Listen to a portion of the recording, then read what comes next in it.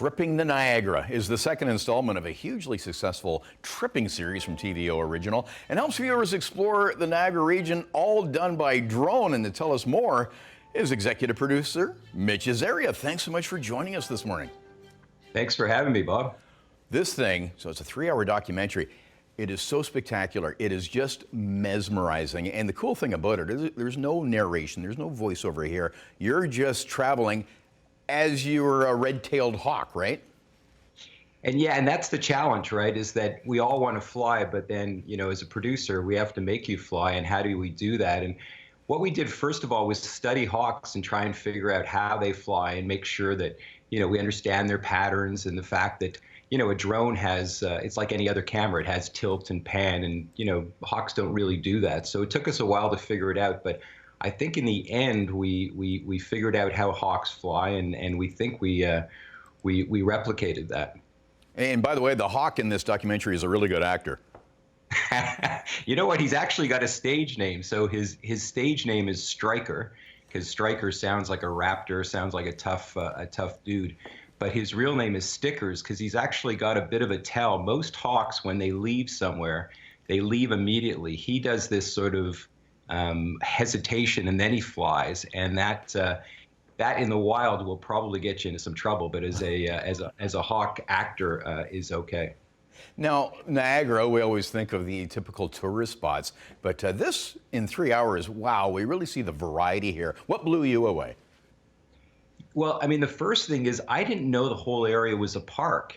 You know, it's a park all the way from Niagara-on-the-Lake to Fort Erie, and that surprised me. And not only is it a park, but it was established in 1885, which is, you know, that's when Banff National Park, our first ever national park, was done. That surprised me. One of the real secret spots is a place called Whitewater Walk, and it was probably made about 70 years ago. It's an elevator cut into the gorge. It's just downriver of the actual falls. You take an elevator, like a 6-person elevator, down, you know, 17 stories. You walk out onto this boardwalk, and you're at the most powerful Class 6 rapids. You think you're in, you know, in Colorado, you know, and it's just wild country. It's one of the most spectacular areas. I thought Niagara Falls was Niagara Falls, and what you're seeing now, Clifton Hill. I didn't realize there was this, you know, there was this botanical gardens. There's these Adam Beck power plant. There's so much more to that area than I ever imagined.